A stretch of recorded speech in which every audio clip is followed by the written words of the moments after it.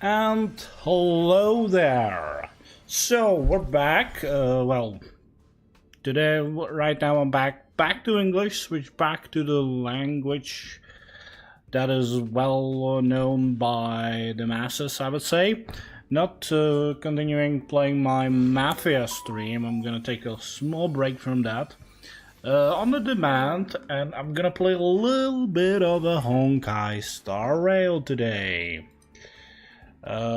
Mainly we're gonna probably do some MOC. I'm gonna actually check what end game content's gonna have reset soon. I don't really remember. And I'll also be discussing the changes that has happened. So we shall see how it's gonna go. I'm starting to lose myself with my talk. Anyway, hold on. Okay, that's fine. I'm just gonna do some editing. We shall continue very soon, hopefully. So we've been on live. Let's show more and add some tags.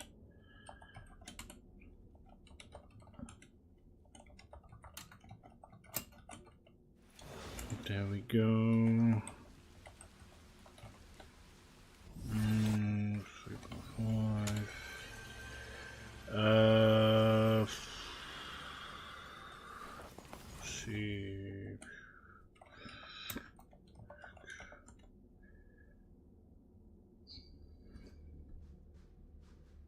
That's gonna be basically it. I don't think I'm gonna add much more in there. Honkai Star Rail, there we go, save it. And we can continue where we ended. Let me put this back up. And so what I'm gonna do today, let's actually check it out. I will be doing a little bit of pure fiction actually, because it ends in 8 days. I still have 1 week, but let's do it now. Why not? I have a time for it, so let's do it. And I'm actually gonna be talking about the changes we got in the recent versions. I'm probably not gonna necessarily start from 3.0. I might actually even start a little bit earlier than that. I'm thinking, well, let's go 1 year from now, which would basically, we are now at 3.4, 3.5. Let's start at 2.5 actually. I think that's a good starting point maybe. And that's actually a good point, because 2.5 was the last version where we had a 4-star character, a new 4-star character, and that was none other. I'm actually gonna show it right now. None other than Mr. Mose. Or Moza, or whatever you want to pronounce it. I don't care. I'm gonna go with Mose. And yeah, where are they? Like, okay, like they were probably not the most played characters, and they. One of my friends said that a good 4-star character could like lower the revenue of some 5-star characters, because people decide just not to pull for them, because they say like, why would I pull for this 5-star character when I have a relatively similar 4-star version? I'd say the main problem here is, and I guess it kind of happened, is because what they were kind of an idiots in this matter. Because actually, we are actually talking about 2.5. In 2.5, we had a release of Fei Xiao, which is Wind Hunt, Mose, which is Lightning Hunt, about a 4-star character, and the only other Lightning Hunt. Actually, I think he's the only Lightning Hunt character, so it's fine. And then on the second half, we had a Linksha, who was Fire Abundance. And there lies a bit of an issue. He was a Fire Abundance character focused on a break damage teams. Guess who's a Fire Abundance character focused on break damage team also? Mr. Gallagher. Like, what was the thinking process behind this? They totally fucked that one up. They should have made Linkshot into a different element. Like, making her fire is not a like, it doesn't necessarily even, like, it would be totally fine for her being totally different element. It's like, her being a fire is, the only reason they did it is so she is, like, you know, you put her into a Firefly team. Because Firefly applies fire weakness on the enemies. So, you know, you want to fire characters in that team. So, okay. But, like, still, like, it wasn't really necessary, I think. No, whatever. So, I think they really fucked things up mainly by themselves, to be honest. I'm trying to think what other 4-star character is a good representation for this. But other than that, I think it's like relatively okay, I guess.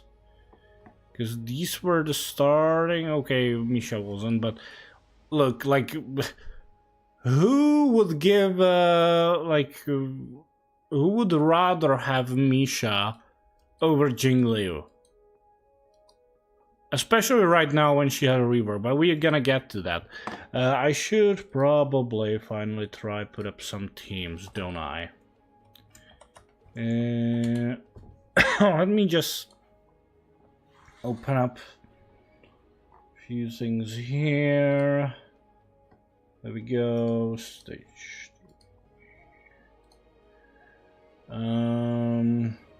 Thinking who I'm gonna use in this stage. It's a pure fiction, so I'm actually kinda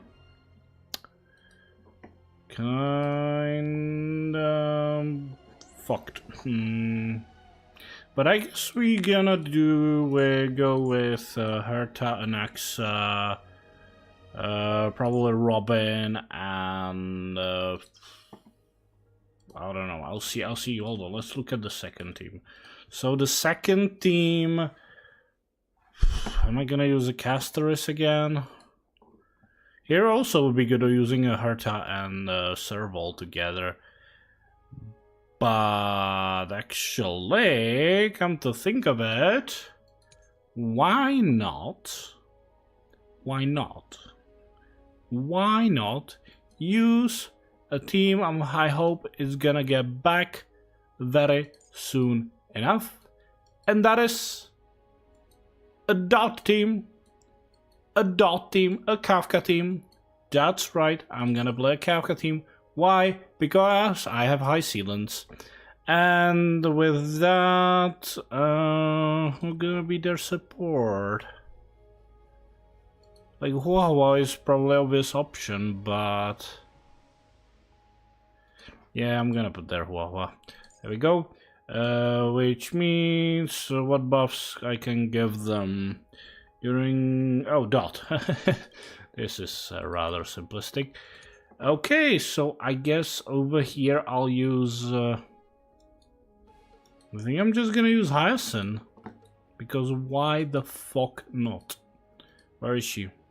There you are. And with that, I'm gonna give them... intertextuality? Probably. Yeah, there we go. Right, so 2.5. What are the main things? Like, we had a finish of the... with 2.5 we had a finish of the story on the Xianzhou Alliance, which, like, was the thing with the, you know, the werewolves. And, like, it was nice self-contained story, why not? It was kind of okay. I had no issues with that. Was kind of bored that we returned back to Xianzhou, but hey, I guess some people like Xianzhou, so why not? And no major, like, well, here's the one thing, I don't really remember when the Divergent universe started. We might be around that time, actually. It probably was around like 2.4 or 2.5 where the Divergent universe started, so... that was also a big big thing that was added into the game. And I think also around this time is when we get the third simulated universe, the one with the Herta stuff, with like, you know, it had the scepters in there and everything, and obviously it was very big hinting onto like what's gonna happen next in the, you know, in the main story part, which was basically, you know, Amphorius. Okay, let's enter this battle. After 2.5 we had 2.6, which was for the first time that we got only one new 5-star character. In 2.6 we got Rappa, the imaginary erudition character. First female... No, actually no, scratch that, no. The first female imaginary character was actually Yukong, so scratch that, never mind that. Which was also like a break team, like 2.x versions were really high focus on break teams and also nihility damage teams. Rather like more like, let's focus like basically teams built around Acheron, yeah, because she was like gaining her ultimate based on like the debuffs applied to enemies. And there are a bunch of characters that like were fit for her to be played, and it was a slightly different team from the dot teams, but you still could actually kind of put Acheron into dot teams because, you know, the dot is also a debuff amplification, like applying, so, or appliance, whatever. But the main issue was that Acheron didn't really bring anything for the dot team, so it was kind of like not really the best option. But hey, if you didn't have really any other nihility characters, it was still kind of viable. Right, let's jump into the battle. So yeah, the other main thing was basically like the rise of the break teams. You know, it started with the... Watch this magic trick. It started with the Super Break Harmony Trailblazer. Because it brought the introduction of Super Break. Like, what is Super Break? Like, you know, it's an insane amount of damage when you attack broken enemies. Or when you break enemies. And there was like, oh, that's interesting, but how many characters are good for that? Well, whatever. And then the next version we got Firefly, where her sole purpose was like breaking enemies, applying. Actually, come to think of it, Boot Hill actually was kind of the first, because he was really built about like applying the physical weakness and about the break damage. So sorry about that. It was actually Boot Hill. But the biggest rise really came with Firefly. Because she really started this trend really well because she was so insanely good, oh my fucking god. But it was also mainly because I had to do Eidolons on her, which makes her absolutely broken.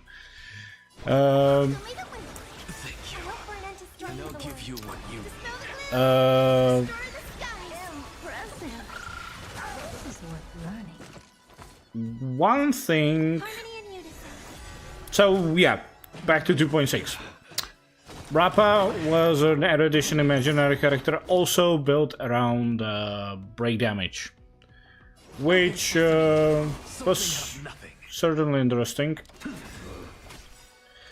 And she is really good, but I have to say I still more use Firefly.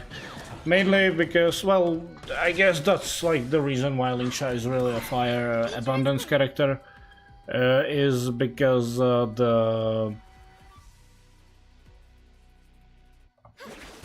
lot of the characters useful for for a break team are fire characters. Because Firefly applies fire weakness.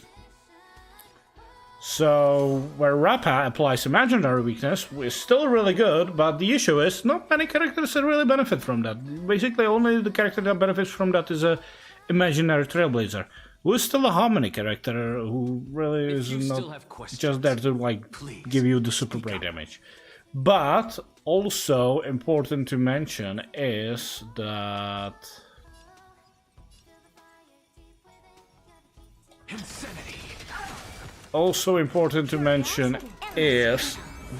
up until like 2.6, he was a must-have in every break team, because he was the only character that was able to provide team with super break damage. Now that changed in 2.7, where we got Sunday, but mainly we got a Fugue, which is basically the new version of Tingyun, which also like provided one character with a super break damage, but also bring the nice touch of like providing enemies with like a secondary break, like a toughness bar, which like they were broken. But you could deplete the secondary toughness bar to like activate another break damage. So that was really nice. Emptying your mind is a good way to relax as well. Mavis, dispel the gloom. Destroy the sky. Oh, restore the sky, never mind. Okay. What we also got in 2.7 was obviously Sunday, and because he was a harmony character, everybody was okay. We must pull him, because harmony characters like proved by that point that if you didn't get the harmony character, you were falling behind, because harmony characters are just that good and important. What's the matter? Also, right at that point, there were a bunch of rumors and like leaks about what's coming next into the game, which was basically the new path of remembrance and bringing out like a characters that can like summon, let's call it soldiers, to fight. And Sunday was actually like, he was the proof that it's coming, and he was built to be a support character for these units, because his skill is obviously advanced forward action to other allies, but it also like provided advance for the summon of that character. So at that point, we already had characters that had like summon capabilities, which was basically Jingyuan, what's her name, Topaz, and Lingsha. I don't think I forget anything at the point of when we were at 2.7 version. I think these were the really three. We like. Technically, you could say Clara has a summon, but like he's not part of the turn order or anything, so it would not do anything. So obviously we can't really count her in this. But the main thing really was that, right, we know it's coming, and we probably want to pull for Sunday because he's probably going to be very important to these characters. And that was true, but probably not as important as we hoped he would be. Because there are definitely characters that benefit from having Sunday in the team, but surprisingly enough, a lot of these characters are not even remembrance characters. Because basically the only remembrance characters that really, truly benefit from having Sunday in the team was the very first one, if I'm not counting Trailblazer, was Aglaya, and I guess we're slowly moving to version 3.0. Was Aglaya, which really benefited from having Sunday in the team. Then the other remembrance character was imaginary Trailblazer, who kind of was a really more of a support role, so really didn't benefit that much from having Sunday in a team. And like the action of the Memo Sprite was already like advanced forward action, so actually the Remembrance Trailblazer was a sort of a replacement for Sunday. So that wasn't a character where you would use Sunday. Then we had Herta, which kinda could use a Sunday, but also any other character that advanced actions forward. More likely, actually, Herta benefited from him more. Who's riding me? Okay, never mind. It wasn't for me. It was a group message. Or was it?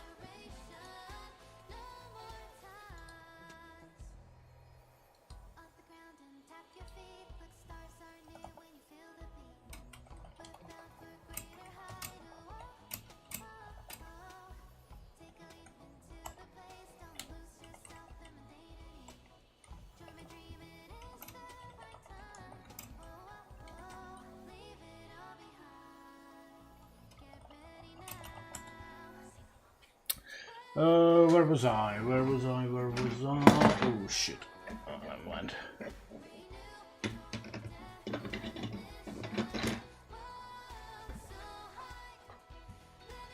Chicken double check, is that actually wasn't the one thing I did? Sorry.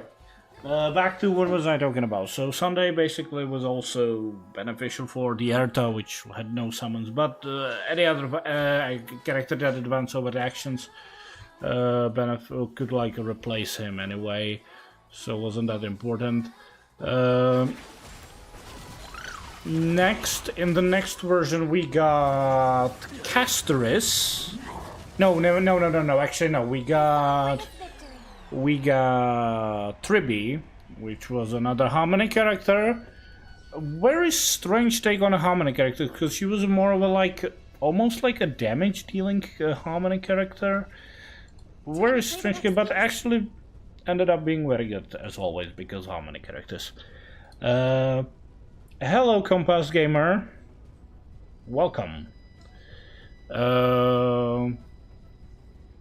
Next, and also next to Tribby, we received Mighty, a new imaginary distraction character.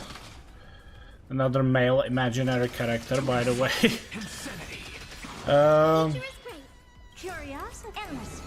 Who actually was, again,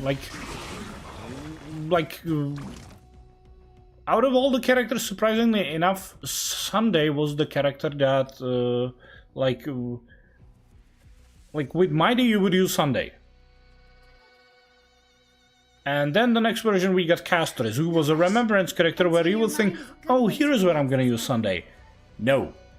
Because her kit was kinda different and didn't really benefit that much from having a Sunday, from Sunday advancing forward to Castoris and her Memo Sprite, which is what the summons are called.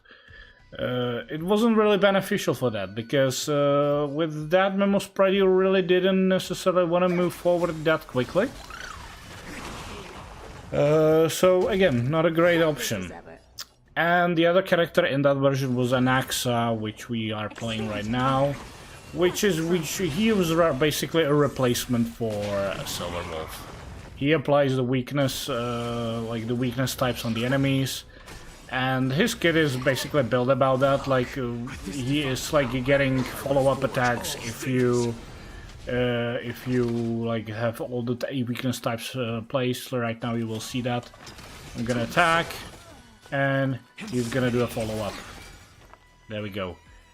Very interesting kit. I actually really like playing with Anaxa, though he is SP hungry, to be honest.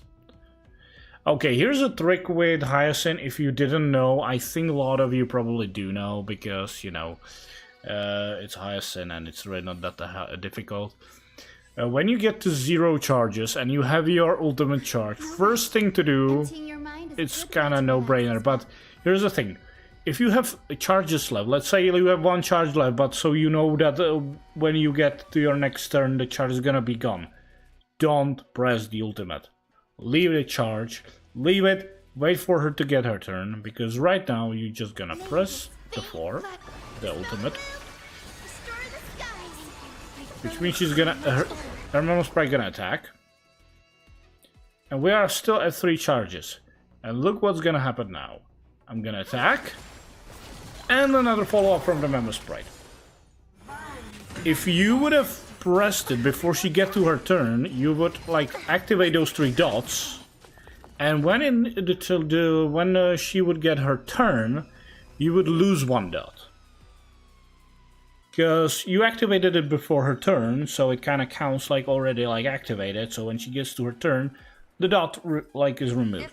So you only get 3 attacks out of all of that. With this method which I just showed, you get 4 attacks out of her Memo Sprite. Why is that important? Because her Memo Sprite is actually a really good damage dealer. The Memo Sprite has a 100% crit rate, so you don't really need to build a crit rate on this character, but just a crit damage. Because it's gonna, like, the Memo Sprite is really the main damage dealer, and he's gonna always crit. And, like, saying he's a main damage dealer, considering this character really is supposed to be more of a healer character, is strange, but it is how it works. We still didn't get to it, like, when I was talking about it. Right, I was still talking about the Sunday and, like, how the Remembrance character feels so weird. Let's continue here. I think I'm gonna use the ultimate. Let's use the ultimate. Nothing but a boy. There we go.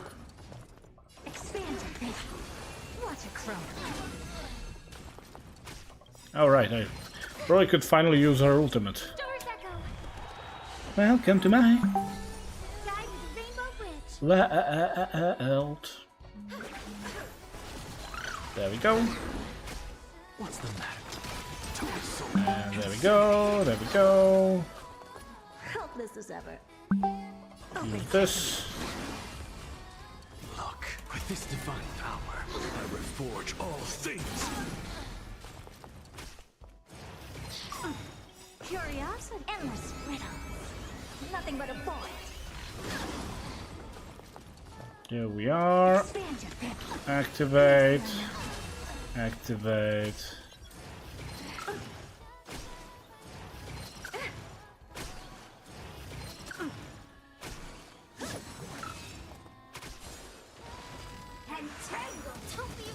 Entangled. Don't be rash. You know, like the rash you like can get on your body. You know, don't be rash. Don't be rash, so I don't have to scratch you. Like, what is that supposed to mean?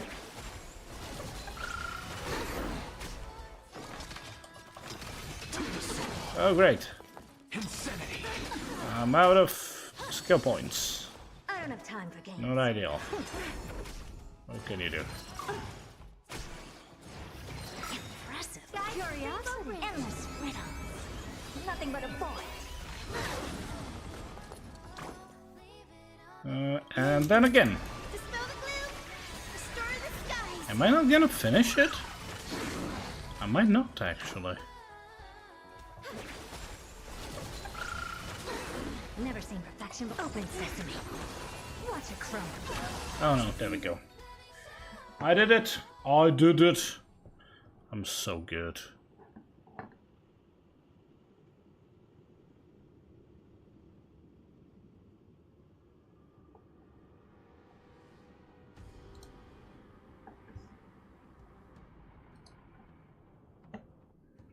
There we go. So, one thing I love about the current version, we got back the revival of a dot team. Make a wish. Enhance. Repair. Fish taken. Does that hurt? And there we go.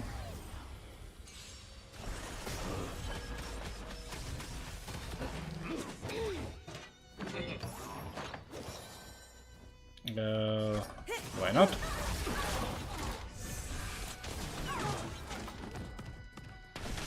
I'm gonna wait with the ultimate right now. I'm not gonna use it just yet. Stand still. Now I'm gonna use it. Good times. Time to say bye. Boom. Like Kafka's could get reworked quite like massively. Like even like right now, like the current relics you need, like which are supposed to build on her, are vastly different. The damage bonus from the relic set is like doesn't really benefit her at all. But it is what it is. So Relax. there we go. One dead.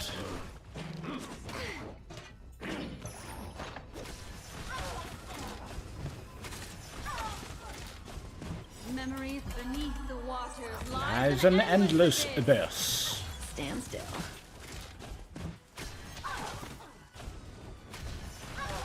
It's just like I'm not doing anything. They're just dying. They're just dying because that's how these characters work. Ooh, we're gonna run out of skill points. That is a bit of an issue with this team, to be honest. What do you want to know? Nothing we can't. Stand still. Fiends or devils. I'll crush them all. In the abyss's revels, your cries rise. Your cries rise. Your rise cries. Think with me.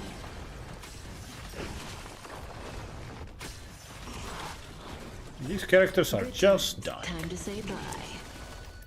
Boom. There you go.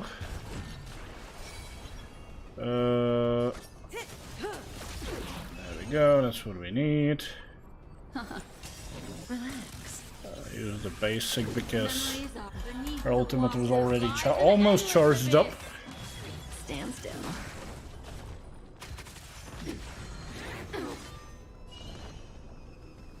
Oh, right. I kinda need to do this.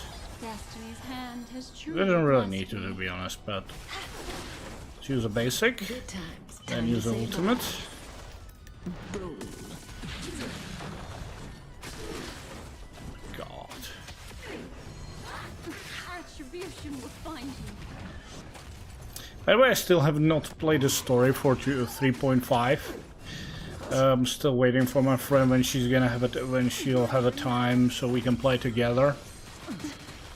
But I'm really looking forward to it. Your cries rise. I'm really looking forward to play the next story part of this version. And I'm also looking forward to pulling for Saridra, which is gonna happen not next week, but the week after, I believe. Good times. Time to say bye. Boom. Memories beneath the waters Lies an endless abyss. Stand still.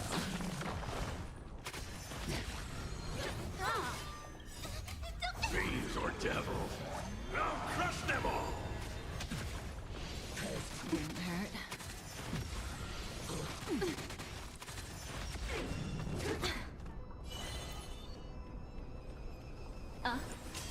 Relax. Stay put. Get them.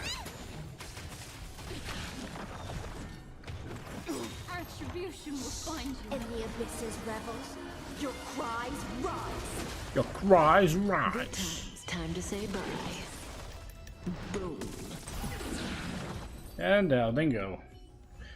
Okay, so we cleared this with relative ease, I say. Right, so now I actually gonna like the thing is like playing and talking through stuff is kind of difficult because I want to like show stuff. So let's actually talk a little bit before we continue. So we talked about Sunday and how the stuff changed throughout the versions. So I think the best way to show it is in the data bank. There we go. Characters. By the way, for those who don't know, right now at this moment I have 70 characters out of 71. Saridra is gonna release in the second half of this version is still not part of the databank, so she will be here soon, and I'll probably unlock her. But the only character I'm missing right now is Yunli, which is surprising. I basically, in the last version, in this version I unlocked Fu Shuan throughout the, you know, the Lost Pity system that is new. Which is actually something I want to talk about as well, but I will get to it. Right now we were talking about Sunday. So right now, as you can see, these are the only Remembrance characters that we have at this game. And the Remembrance, the main feature of the Remembrance character is that they have the they summon characters on the battlefield and they provide you with some additional stuff. The first thought was, okay, I guess it's like or rather, actually scratch that. The thing is, out of like these paths, they usually all have their like specific presentation. Distraction are basically flexible damage dealers that can focus single target or multiple target. It depends on their kit. Very like they usually have some kind of a niche to them. But overall right now is probably like still, to be honest, is like distraction characters are still one of the strongest characters in this game. Hunt characters are basically single target focused characters that are aimed to do a high amount of damage to a single target unit. The one exception, or probably two exceptions, I'd say, to this rule are Topaz and Numbi, or I'm just gonna say Topaz, and March 7th, because Topaz is really more of a like I'm gonna say sub DPS, but really more of a support role for follow-up teams. And March 7th is also like sort of a like support / sub DPS character that is focused on like buffing the main DPS and like taking some advantage out of them. So yeah, those are like almost every path in this game has some sort of an exception. Erudition, these characters are basically focused on doing AoE damage to all the enemies on the field. Thinking like if there is some weird exceptions to this, but no. Okay, Serval might be a bit of an exception. Surprisingly enough, I would probably mark Serval more of like a distraction character, because her basic attack is a single target, and her skill is a burst, which basically, I mean, like a 3-target attack. Like, you know, you attack the primary target, and then it also hits the like the one next to it. The ones next to it, like from the left and right, obviously. I guess everybody understands this. But her ultimate is an AoE damage. So I guess that's why she is part of an erudition, but in reality I feel like she's more of a distraction character, but hey, okay, whatever. Quinqua, I still don't really like, she is kind of similar, but for her I understand she's an erudition. Other than that, I would say it's okay. How many characters? They are buffers. They are really, their main role is really to be buffing team, and that is true for every single one of them. Even though like you have a 3B that also contributes highly with like dealing damage to the enemies, it's really their main role is being support. And that's still true, and they are still one of the most OP path in this game, and almost every character in this path is insanely good. Nihility is an interesting path, because when the game started, they started as sort of like the opposite side of the harmony. Like they were meant to be the debuffers. They were supposed to like weaken the enemy for your main DPS characters, so they could like dish out a lot of damage. That's changed drastically, because right now Nihility is basically a new DPS path. Because you have the dot teams, where you basically are dealing a lot of damage through application of dot on the enemies, which dot, for those who don't know, is damage over time. And it functions like when the enemies get their turn, they received damage based on the dots that are applied on them. And obviously Kafka is like the main focus on dot teams because she is able to like activate the dots on the enemy even outside of their turn. So like that's the main focus, and in this version it received revival with the release of Hysolence, which like buffs the dot damage immensely, but Kafka is still very crucial for this team, which I'm glad, because I really don't want any character to replace a Kafka. Yeah, call me a Kafka simp, I don't care. But the other team are basically Acheron based teams, where Acheron like really focuses on doing high amount of damage through her ultimate, and even with her skill, but really the main source of damage is her ultimate, which doesn't charge up with energy, but with the debuff applied to the enemies. So you wanna like units that are able to apply debuffs on the enemy. And she also has like a major trait that like is like she gains a bonus damage based if she have at least 2 other Nihility characters in the team. I know with one of the Eidolons she lowered this number to 2, like it's supposed to be like if there are like 3 Nihility characters in the battle, counting Acheron, so you basically need 2 other Nihility characters and then some sort of a sustain character. She gets some buffs, and one of her Eidolon lowered this from 3 to 2, so Acheron, 1 Nihility character, and then you can put anything else you want there. So yeah, basically these characters are divided into like the dot teams, which is Kafka, Black Swan, Hysolence, Sampo, Luca, and Gunaifen. And then the debuffers, which are basically...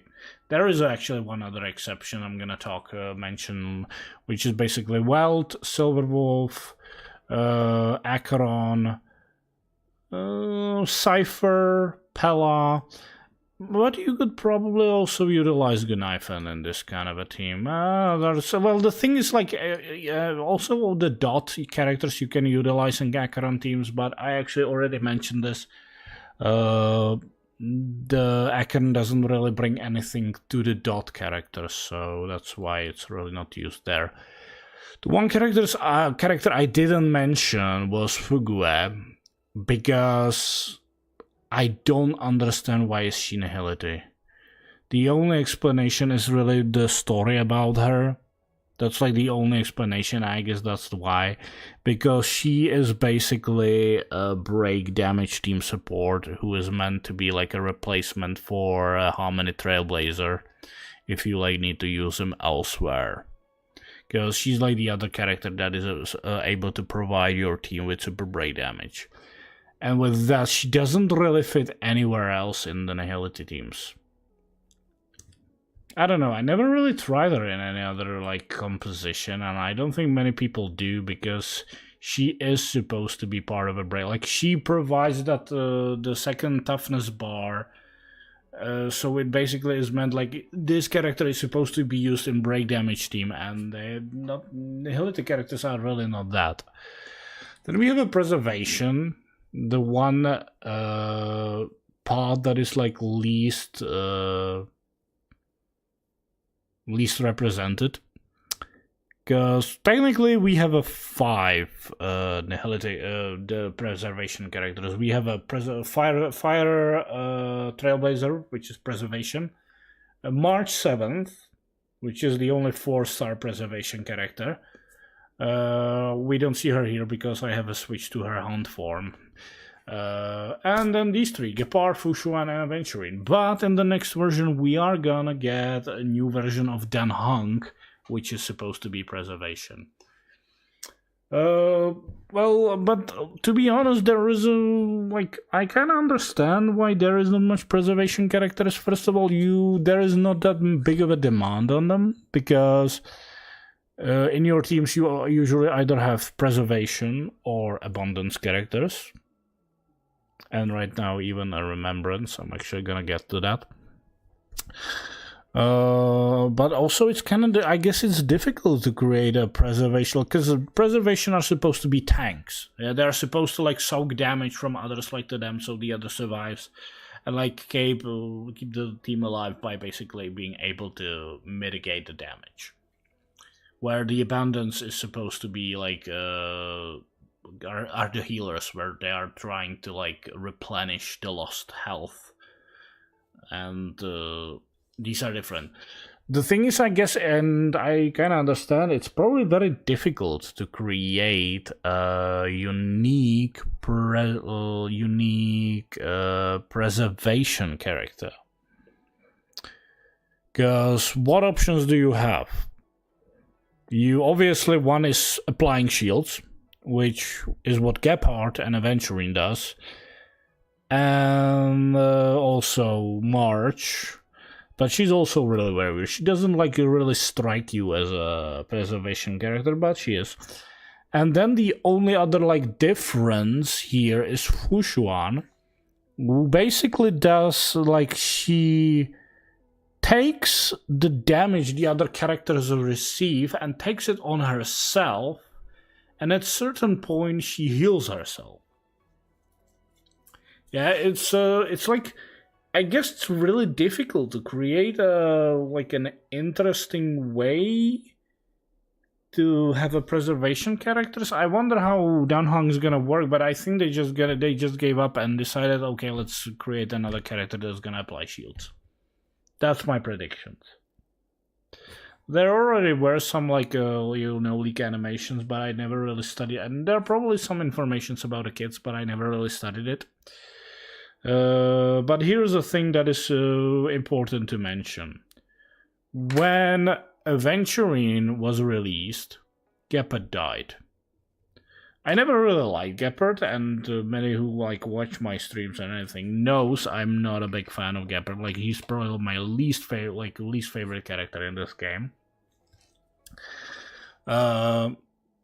But he was good at the start of the game because he was able to provide high amount of shield with his ultimate. His basic attack and skill did jack fucking shit, but his ultimate was really the main focus why he was played. Then we got Fushuan, who was basically a little bit better, but never really like this high focus on the shield stuff. But then we got Aventurine, where he applied the AoE shield through his skill, not as high, but good enough, because he was also a follow-up character, and when the characters who had the shield got attacked, he built up charges, and when he reached a certain amount, he did a follow-up attack, which attacked the enemy, but also replenished the shield, or rather gave another shield to your allies.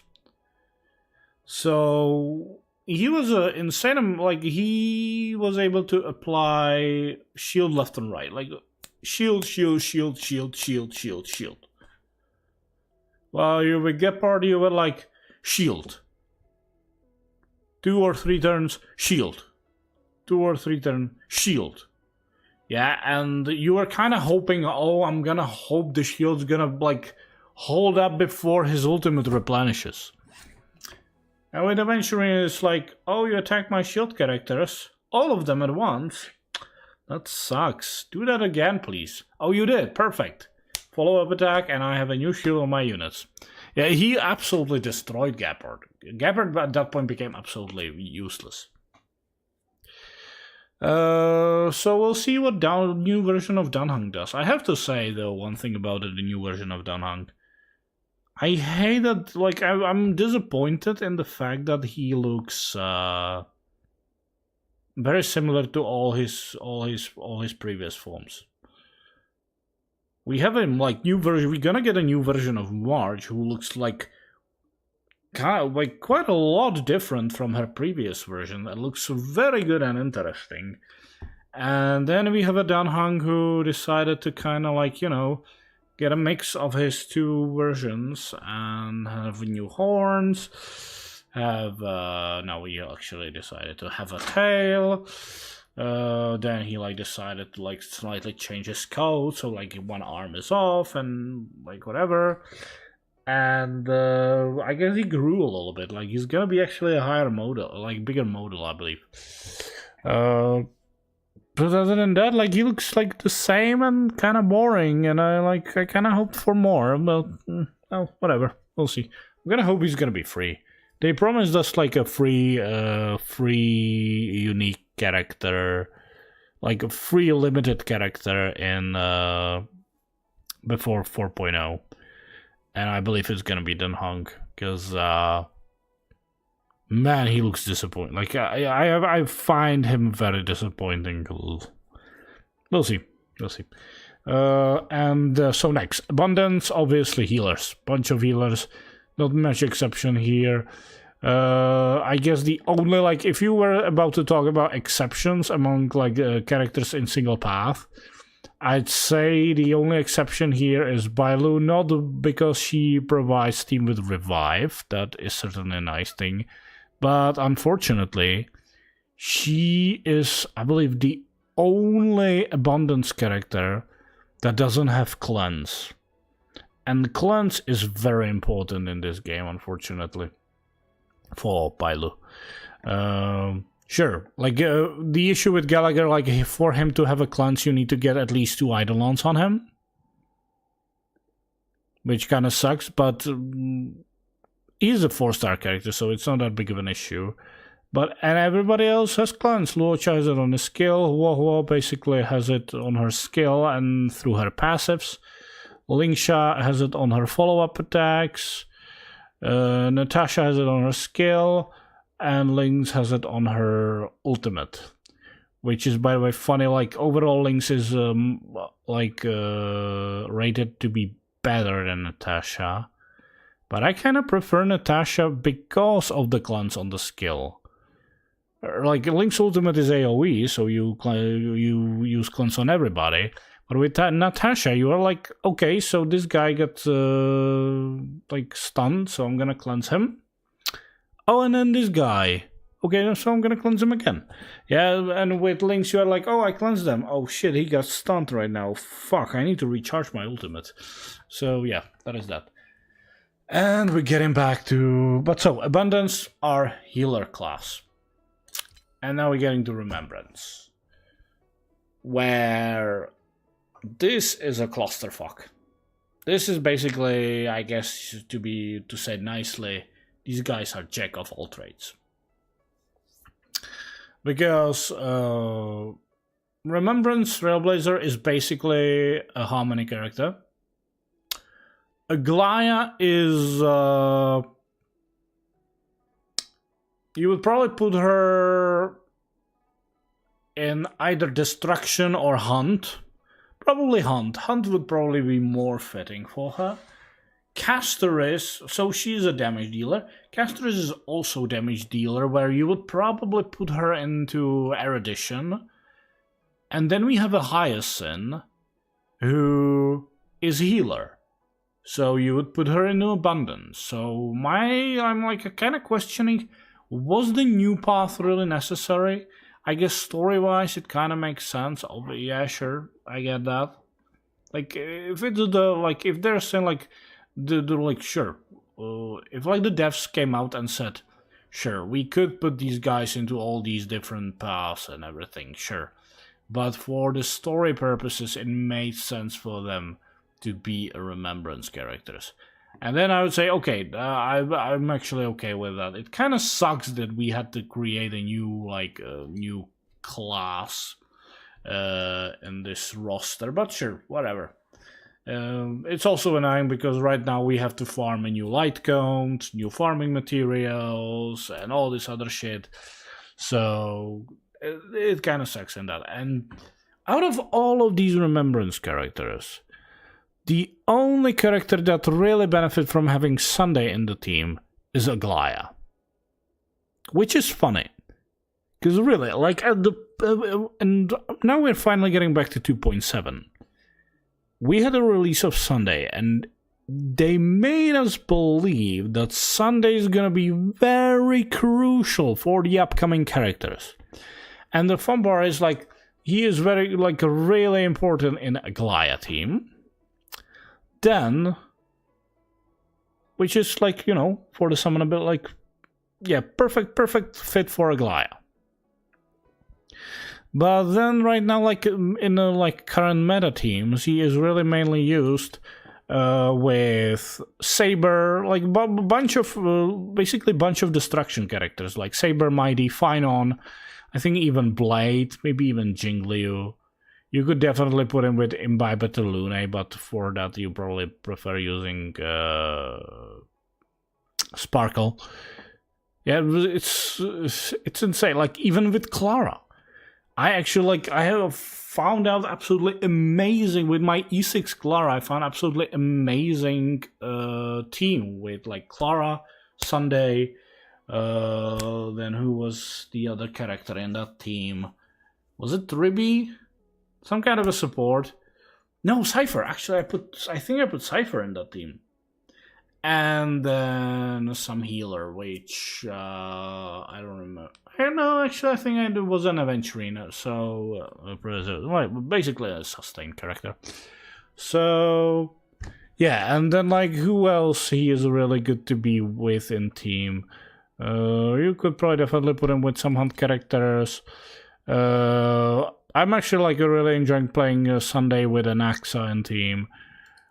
So it's really strange, like how the kit of that character is really like it screams Sunday is perfect for Remembrance, and out of all of these characters, he's really good with the Glaya. We'll see how it's gonna be with the release of March, which is our next Remembrance character. So we'll see. So that's Sunday. I'm also gonna talk a little bit, and I actually already did talk a little bit about Fugua, which she basically was released to be a replacement for Harmony Trailblazer, because at that point we had Harmony Trailblazer was crucial to break teams because he was the only one that provided the team with the super break damage. So they released Fugua and gave her the capabilities of super break team, so you could utilize the Trailblazer elsewhere. Not much else to really talk about. She is decent damage dealer, I'd say. But she's like the giving her the Nihility path was really strange decision. Sure, I guess she kind of does apply debuffs on the enemy, but it's still really weird. She like doesn't really strike me as a Nihility character. The story maybe a little bit, but that's that. And also with the 2.7 we actually got the new car in our Astral Express, the party cabin, which I was looking for. Me and my friend kind of thought it's gonna be some sort of a like teapot style thing, what is in Genshin Impact, but not really. It's just like, well, it's a new location in the game, and then there was basically a new event game where you were basically decorating your own room, which was interesting to play. I'm not denying that, it was fun. And yeah, sure, you can slightly customize stuff in here, and sometimes you can like see her characters and talk to them, but that was it. They didn't really like. I was kind of hoping, okay, hopefully they're gonna like update it throughout the versions and give us new stuff and new interesting thing.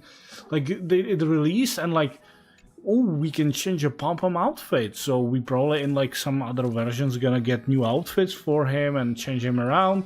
No, that was it. Like this is the only outfit we like. You have his basic outfit and then this new one, and that's it. So yeah, again, like it's like, and I'm not trying to like complain too much about this game, but I'm getting feel like they're trying stuff, and then they just abandon. Like they're like, okay, we'll release this, and hopefully we'll do something in the future, and then like, oh hello, oh fly, let's go there, like, and they abandon stuff, and it's kind of a shame. We're really looking forward. Like, one thing that is kind of disappointing is that you can't really customize this place that much. You can like customize what stuff are like what stuff is on this on the sofa, and like what stuff is like in two of these shelves, and like what addition, like what's like, do you have this small pillow and certain other stuff? Yeah, like okay, this like do you have, what picture do you have here? Some total minor stuff.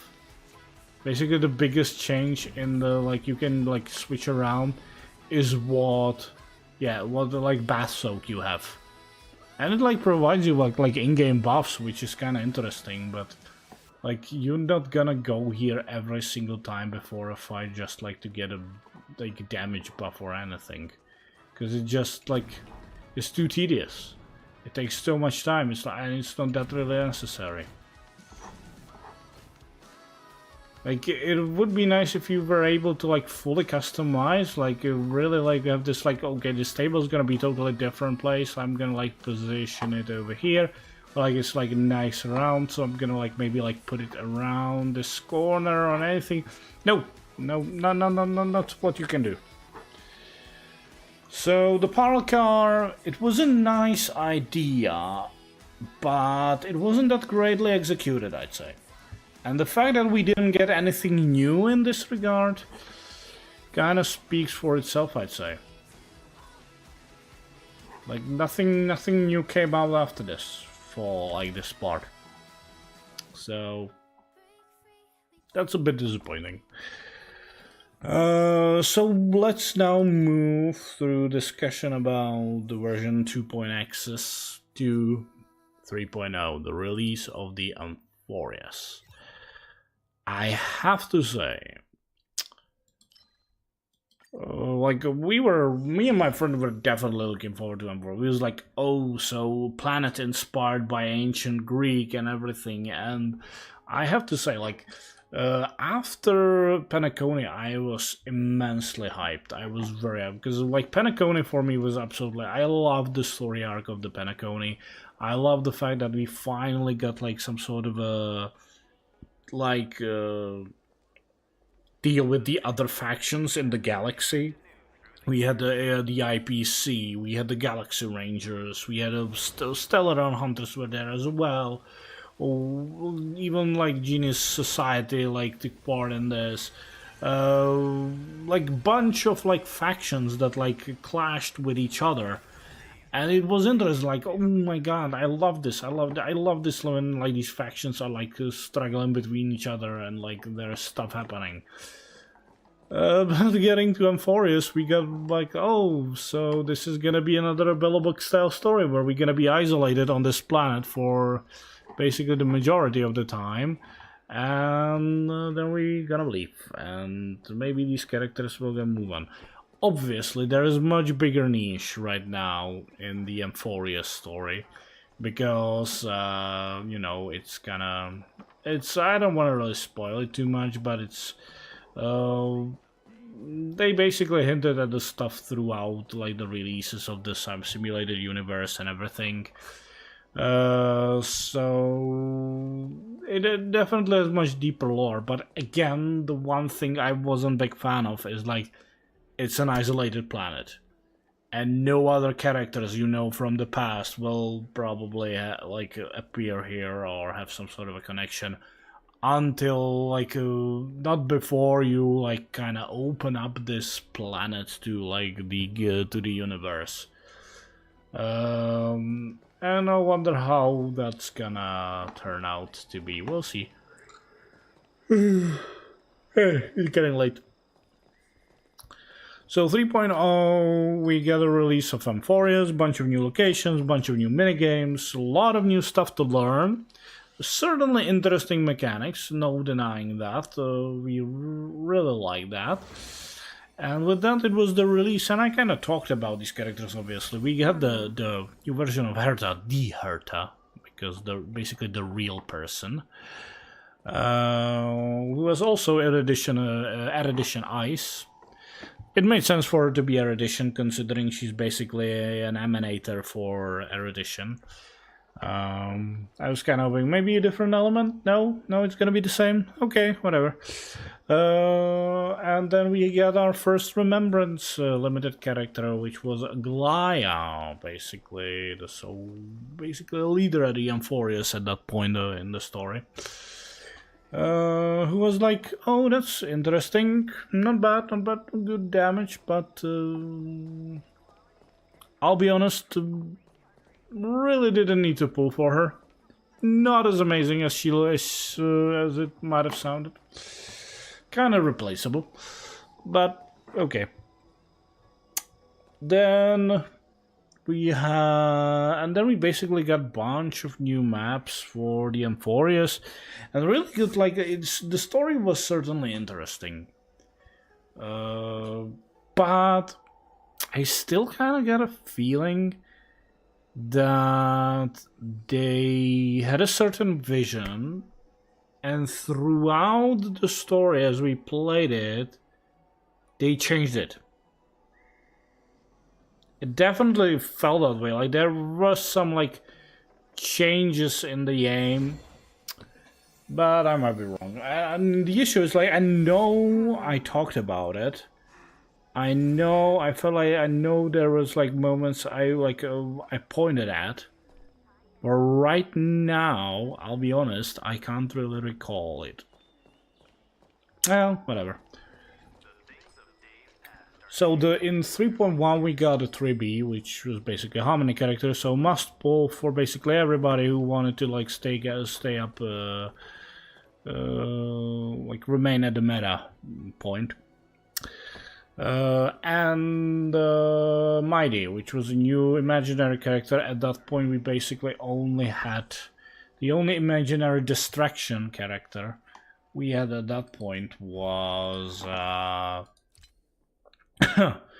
was Dan Hunk in By Bitter Lune, who was a really good damage dealer character, though he was kind of falling behind a little bit. But the main issue with him was that he was so skill point expansive, like skill point dependent, that you really needed to have Sparkle for him in team. You could still play him without Sparkle in team, for sure. But it was really tough and not optimal. So Sparkle was really a major character to have for him, and that's why I didn't really play him, because I unlocked Sparkle just recently. And right now I don't think I would even want to play him, because the meta shifted and he is kind of behind. I actually kind of want to talk about, let's return from the very beginning to 2.1, where basically the game started, and it really just focused about like characters doing damage dealer and then some minor debuffs and everything. And then they started to make things more complicated and more what's the word I want to use? More I don't know, I guess destruction is not the right word I want to use, but more complex, I guess I would say. So it wasn't just simply like dealing damage. I think it started around, I would say probably at 2. Not the first versions, but it started around somewhere, probably around 2.1, 2.0, probably 2.1, because there we had the introduction of Acheron, which like really brought us to the point where like, okay, so when you're playing Acheron, you kind of really want to use these characters, yeah? And then it kind of started there. Sure, in the previous version, you could also say that. Let's say, like, for Blade, like, you want to play Blade and Jingliu in one team, because Jingliu is able, like, to eat the health of their teammates, so, you know, you are activating Blade. But the thing is, they were, like, purely just, like, it's just damage, doing a bunch of damage. Don't really take in account any sort of like some modifications, status effects on the characters, anything, whatever, just damage. Then it kind of get more, as I said, nuanced, complicated, complex, and these characters started to fall behind. Yeah, because it was basically the case for Blade, Jingliu, Imbibitor Lune. Yeah, that was the basically the only 5-star destruction characters at that time, plus Clara. But Clara was kind of a different take on the destruction, and she actually still remained kind of viable because you could use her in follow-up teams and other stuff. But yeah, that was the point where we started building up these different base stuff. Well, actually, it started sooner, but it started forming to be more focused on it. Like you have your dot teams, which was basically based off Kafka, Black Swan, and some other 2 characters you would put with them. Then you had your Acheron debuff teams, where it was basically Acheron and then 2 Nihility characters which were able to provide debuffs on enemy. Then you had your follow-up teams, where you had Aventurine, Topaz. I'm trying to figure out what the other follow-up characters were there.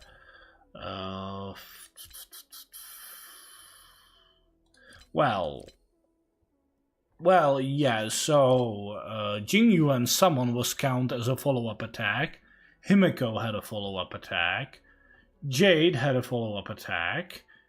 There were a bunch of follow-up attacks, but I would definitely say the male Dr. Ratio. That's right, Dr. Ratio follow-up attack. So yeah, at that point we also had a follow-up attack teams build up. Then the main boom really came up with Fei Xiao, because Fei Xiao really became the main DPS phase for the follow-up attack teams.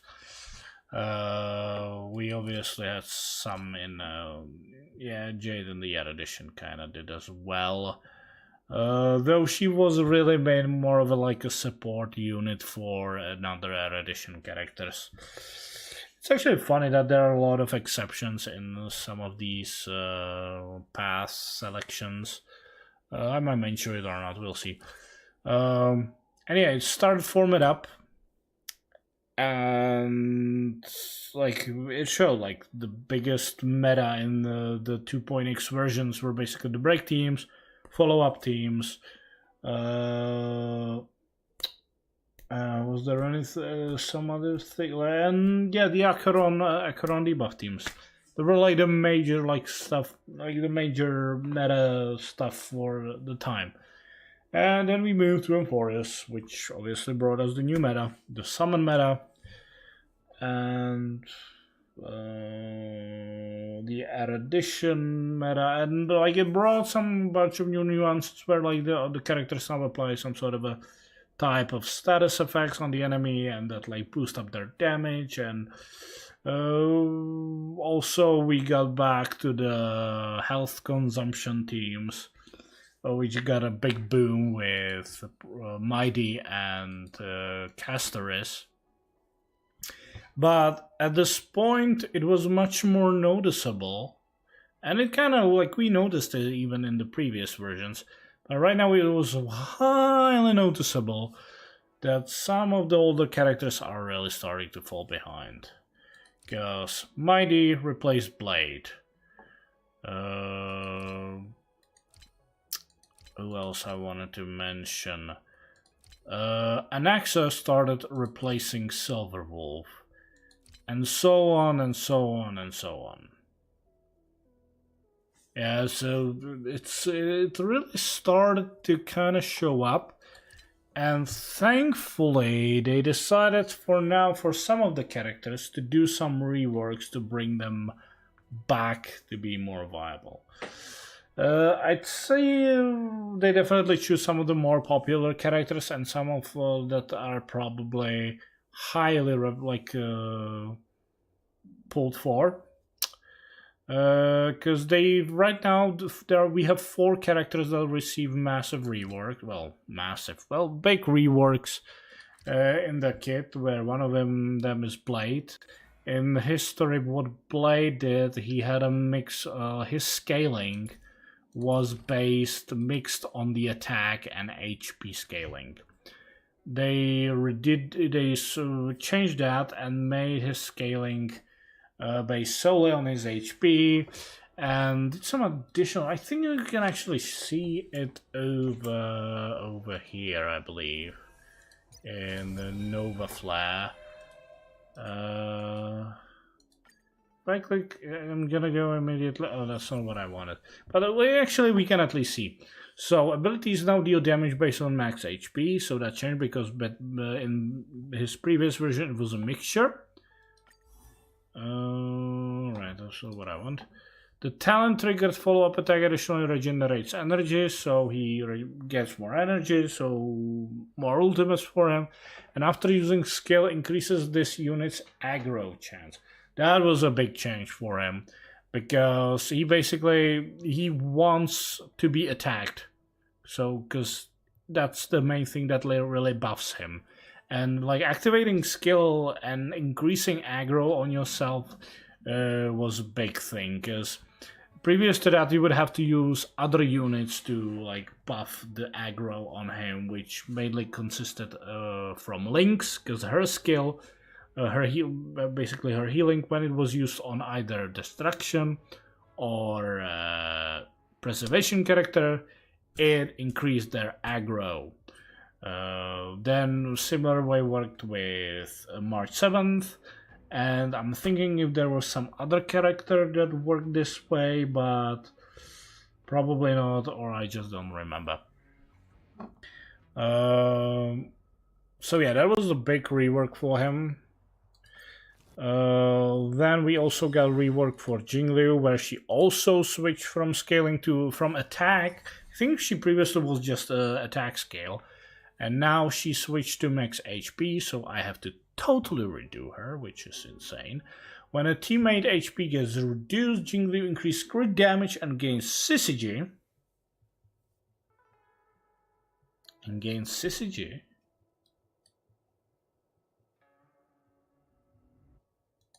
Really? I need to. What is this?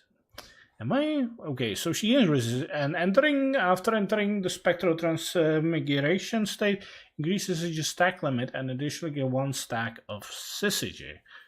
So basically, like when she activated her ultimates in the old version, you had only 2 dots.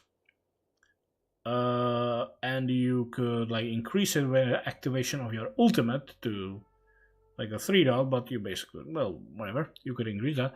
And with the new version, they basically give her additional 1. So that was definitely a nice change. Now she's like able to be longer in her enhanced state. And you could probably even like with the right build, you could like play her in a way where she would remain in her enhanced state. But I need to check what the hell is the thing with the syzygy. So syzygy, it's gonna be talent, isn't it? When Jingliu has 2 stacks of syzygy, she enters the spectral transmigration state with an extra stack of syzygy gained. Her action advanced by 100 and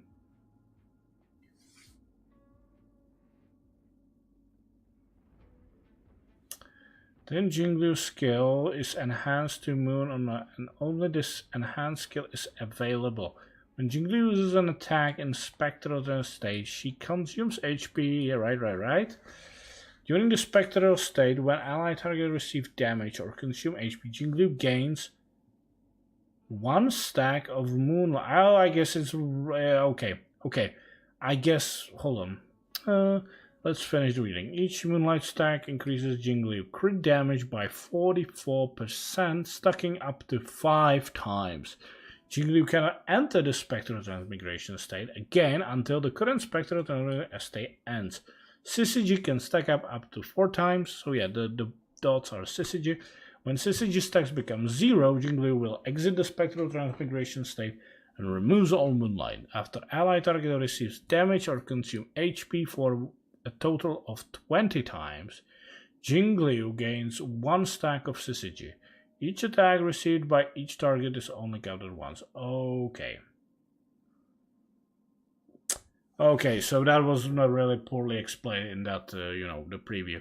Because, yeah, she is now also able to build her syzygy stacks by your units being attacked.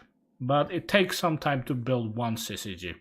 So it's not really that reliable, but it can be nice and like enhance your time in the enhanced state.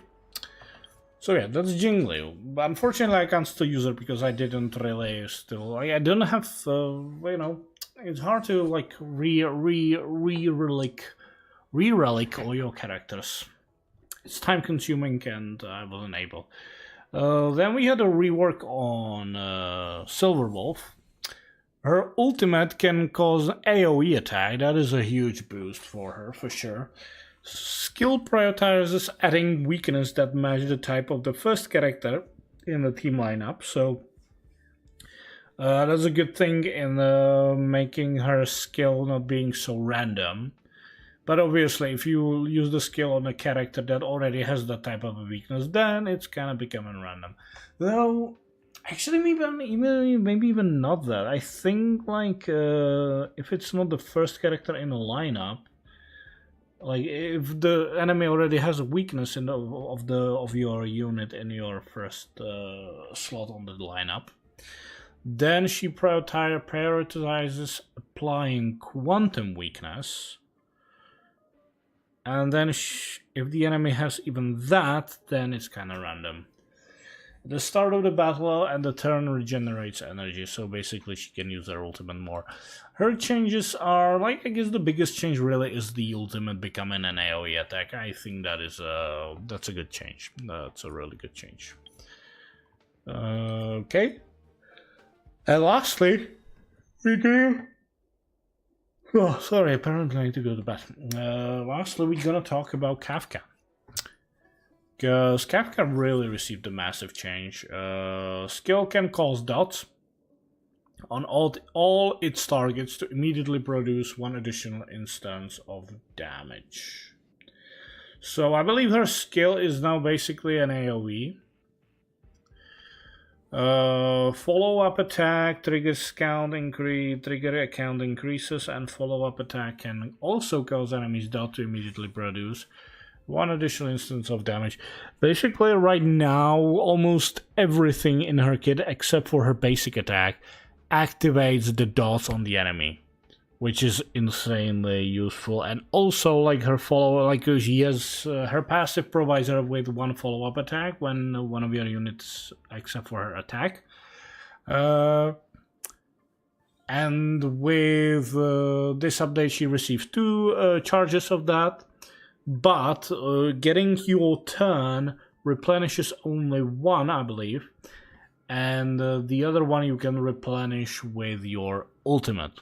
Obviously, you could technically replenish both of those with your ultimate if you were able to recharge your own ultimate that quickly. But it's very unlikely, obviously.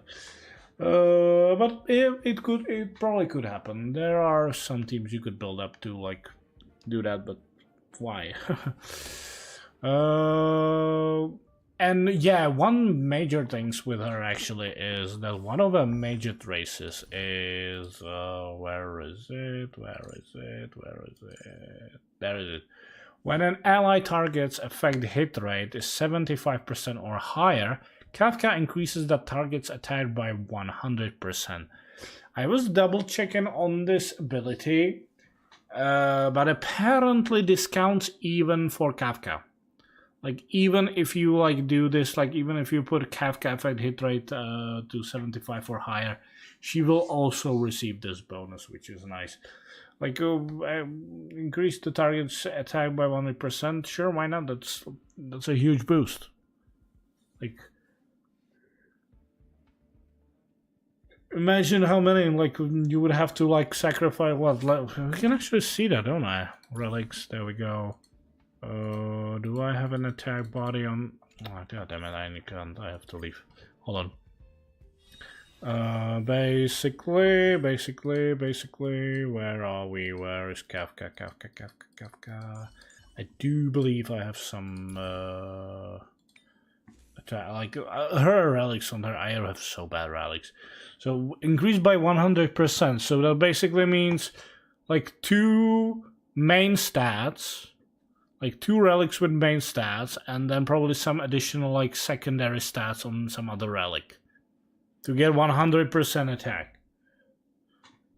Yeah, that's I think that's a really like huge boost. But man, I really need to redo her. Like I still have some old stuff on her. But you know, getting the time to like re-equip your like rework characters, it's tough.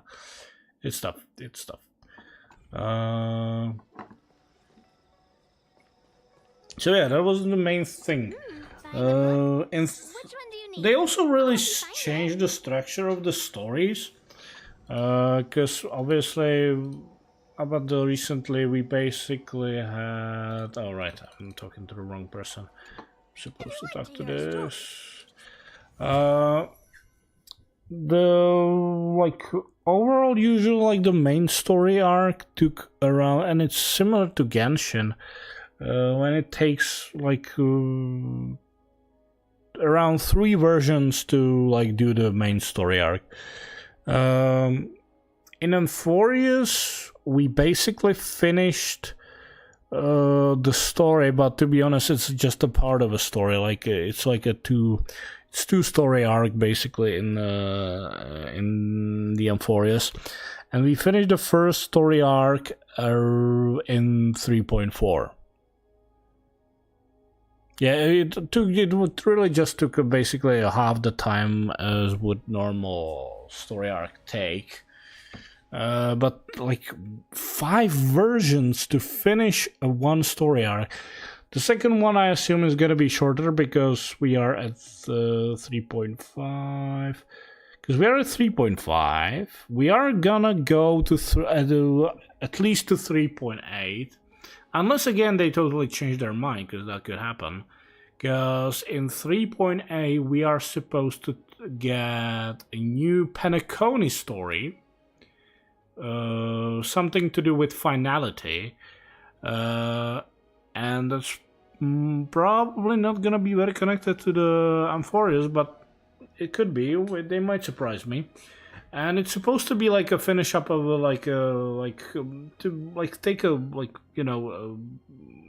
to close up the Penacony story arc. I guess they left some stuff unfinished. Yeah, you could argue for that. I'm not gonna disagree on that. So that's gonna be interesting. But right now we are at 3.5. I do wonder if right now this story, the second part of the story, is probably gonna take us from 3.5 to 3.7, or maybe just to 3.6, and then there's gonna be like a small break in one version, and well, we'll see. I don't know. But we're gonna start a new story, and it's definitely not gonna get finished in just this version. That's for sure. Let us do this pure fiction. Let's see what I'm gonna use. What am I gonna use here, I wonder? I have a bit of wonder.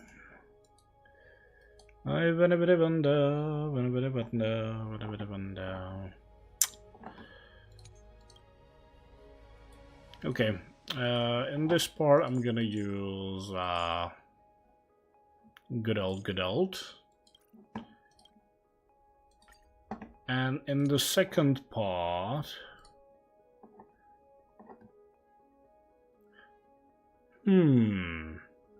here's the thing, I never really properly used Saber. I'm just gonna check if my Saber is actually usable.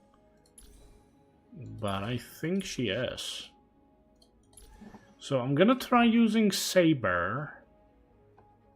Means I'm gonna give her Sunday. Robin.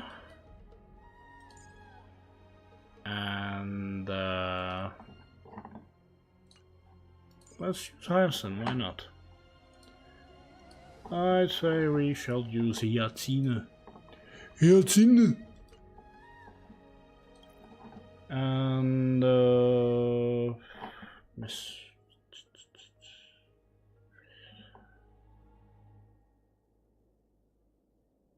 Yeah, let's do this one. Let's try do it.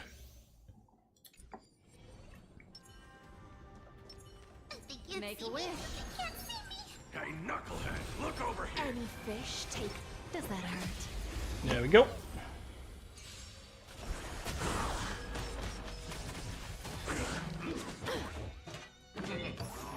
Cut in the net.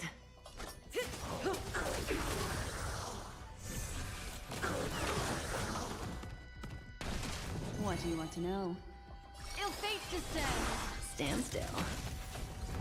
Good time. Time to say bye. Boom.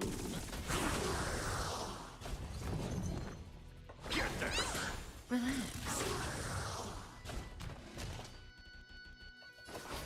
Think with me.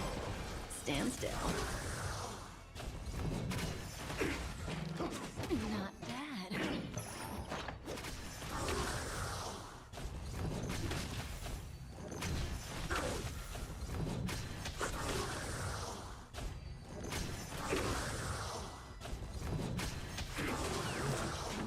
There we go. I love the dot teams. Mind your manners. Good times. Time to say bye. Boom. Memories up beneath the waters There's an endless abyss. Hey, the dot teams release a massive boost, and I'm so happy because I love dot teams. Mainly because, you know, we have a Kafka and Black Swan in that team. I was genuinely like thinking I'm probably gonna skip High Ceilings. I don't really dig her design that much. Like she resembles Runmei for me too much. And then they said, oh yeah, she's gonna be a dot unit. She's supposed to elevate the dot teams. And I was like, God fucking damn it. I have to pull for her. Because dot team. Fiends or devils. I'll crush them all. Good times. Time to say bye. Boom. And yeah, like it shows. It's a really massive damage boost. Even with my Kafka that is not optimally built. Just gonna use a basic attack. The one issue with this team obviously is the skill point management. Because they are certainly struggling with the skill points. There is no denying that. Didn't hurt. But it works. 2 damage. Okay, good. Memories up beneath the waters lies an endless abyss. Stand still. Good times. I guess I'm just gonna activate the ultimates, why not? Boom. And down we go. In the abyss's revels. The rise. Relax. I'm gonna hold everyone back again. Get there. Offer you a requiem. Think with me.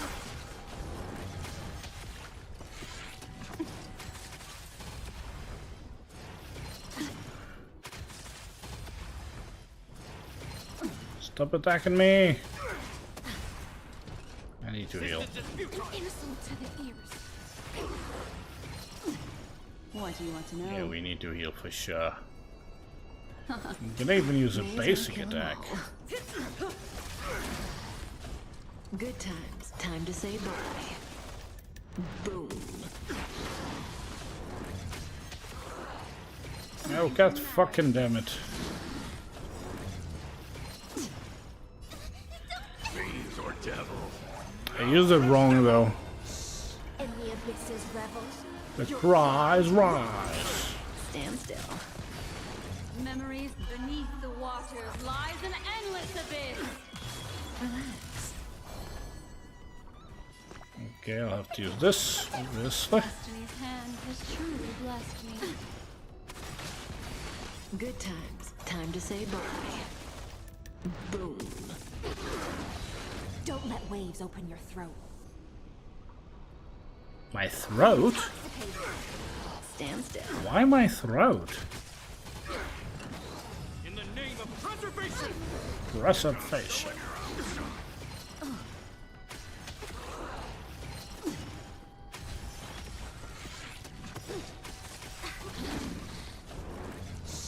In the abyss's revel. Your cries rise. Say bye to breathing. Destiny is apparent. Relax.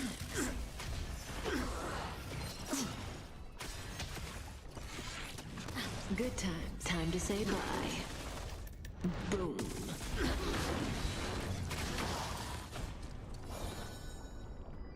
Get them! Stand still. Fiends or devils! I'll crush them all! Memories beneath the waters lies an endless abyss.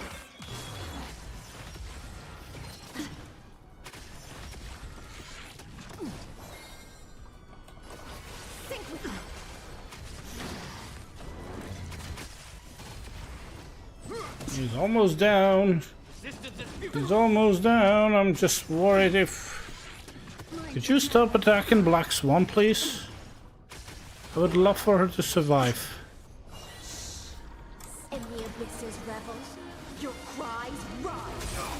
And down you go. There we go. We did it.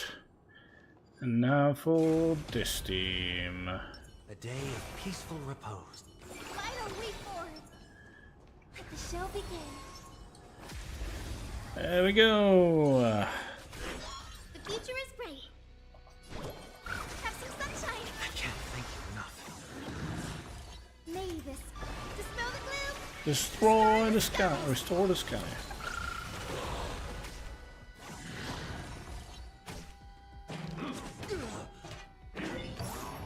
I hope for an end to strife in the world. Fascinate all together. Seek and you shall receive. Oh shit, I played it wrong. Guide with the Rainbow Bridge. I played it wrong. Oh, what can you do? No consequence in this mortal. Watch over Now I played it again wrong, by the way, but whatever.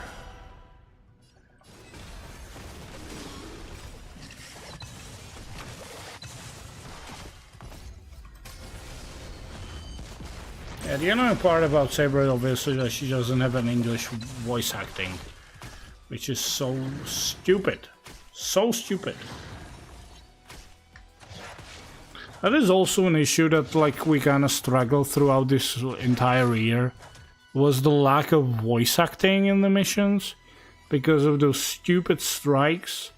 Like I'm not like trying to justify any side or talk about it. I feel like I don't know. I never really paid attention to it too much because I probably would just get angry about it. Please open up.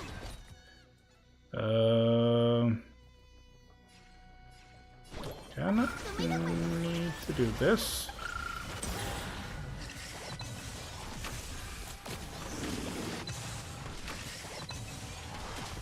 Night. Stars echo. Welcome to my work. Okay. I'll overcome the thorns. Serenity is before me.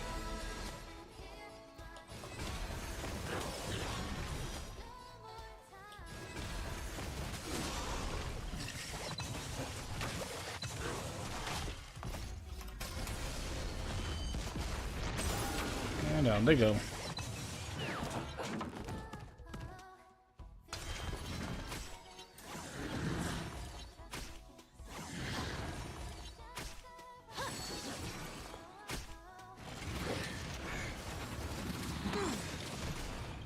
Oh no, I misclicked, I'm an idiot. Now you'll see why what I did was absolutely wrong, because now she's gonna get a turn, and look, I'm already losing my one charge.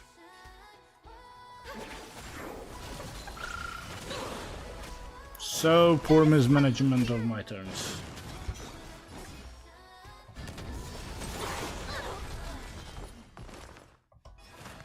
doubt farewell.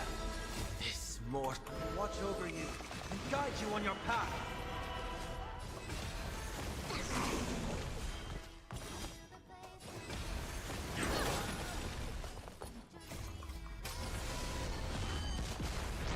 She does a lot of damage though. A lot of damage with her ultimate.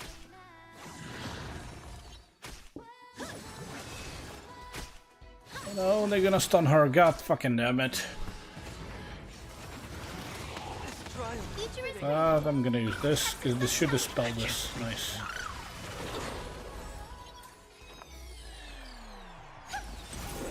Nicely done.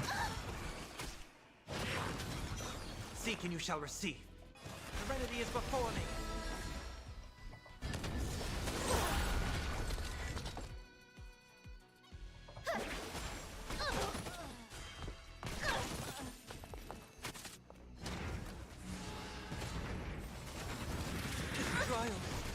Oh, once again, I almost fucking clicked.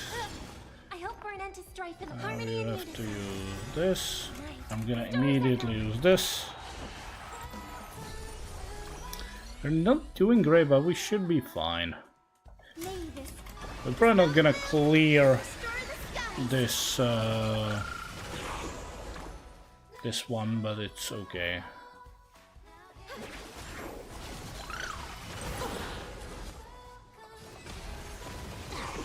Heard the call. Torment and doubt farewell. This mortal will watch over you and guide you on your path.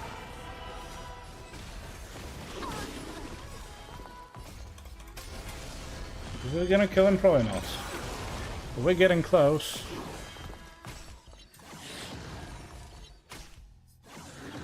But we already got a 3 stars, so we're totally fine.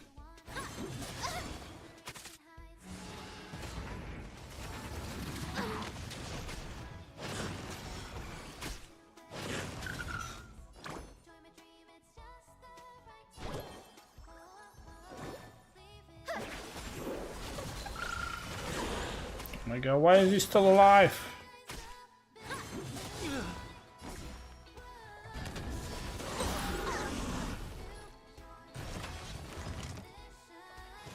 The remedy is before me.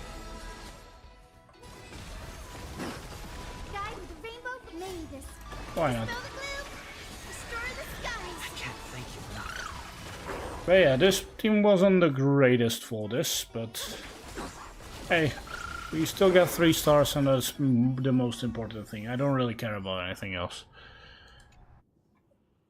There we go. We completed that. So yeah, there were a bunch of changes throughout this entire year.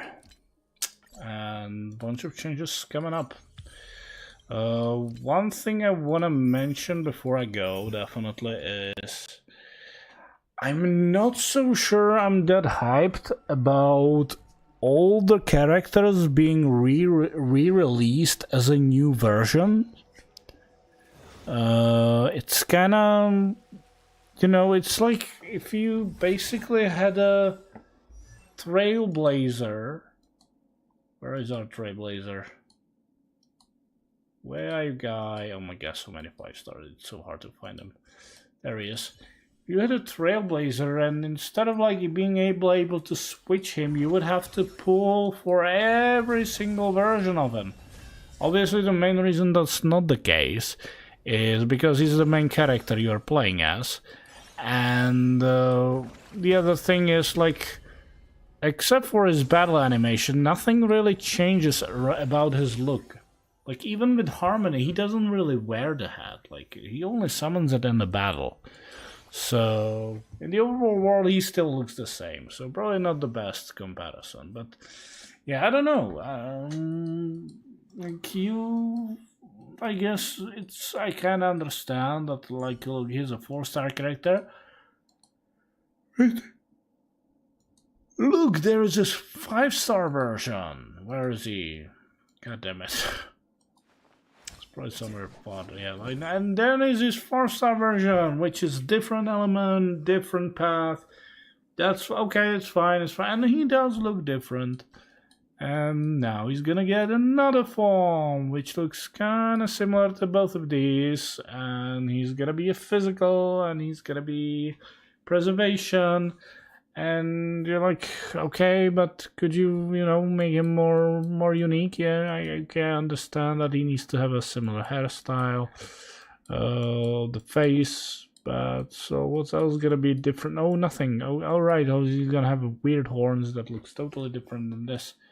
Yeah, it's, I don't know. Like, look, but like, this is the thing. Like, Den Hang looks very the same. And then look at March. So this is how March looks in the default. This is her hunt form. So she has a new outfit, everything. Definitely looks different and interesting. And then also there is the thing that she also has this outfit. You actually do. I actually got it for free, I believe. Like until a certain point you were able to get this outfit for free. I don't really wear it because the main thing, you can only wear this outfit if you have her preservation version on. But the thing is, why would you do that? Because her preservation form isn't really that useful at this point at all. And her hunt is actually like one of the viable options available that it's still pretty good to use. And then we're gonna have our 5-star version, which is gonna be its own character, obviously. And she actually looks interesting because she looks vastly different from her basic look and even the hunt look. So that's kind of cool, and I'm looking forward to it. But Den Hang is a bit of a disappointment for me. But I gotta say, I'm not a big fan of these releases. Basically, like, the Herta is also sort of a re-release of the older character, the Herta puppet. But now we actually have the real business here. But what's gonna be, coming in the future? Like, we are actually right now, the leak says that in 4.0 we also have a new version of Sparkle. Which I'm like, okay, why is it really necessary to have a new version of Sparkle? Are we fine with the old one? Whatever. Yeah, and I think there might have been some other speculation for some character. Right, Blade is supposed also to get a new version, and I'm like, are we seriously really releasing older characters as new characters? It's like, I don't know. I'm kind of worried where this goes forward. Like, the lack of new characters is kind of scary, to be honest. Well, we'll see. I might be too pessimistic about this. Yeah, okay. I am definitely starting to feel like I'm getting really tired, and I should probably head for bed. So I'm gonna stop here. We did a bit of a pure fiction and talk a little bit about what happened throughout the game. At some point I might do a little bit more, but probably my next stream I'm gonna return to what I was streaming before, which is Mafia. For those who don't really speak my native language and who check the streams and are like, hold on, why does he talk this weird language, and why is this game in that weird language, and what the fuck is going on? Why is he streaming this and not talk English as he used to do? It's because that is a sort of I'm not sure I would call it a project, but I thought of doing. Basically, it's a comparison of old Mafia game and its remake that was released 5 years ago. Because recently, in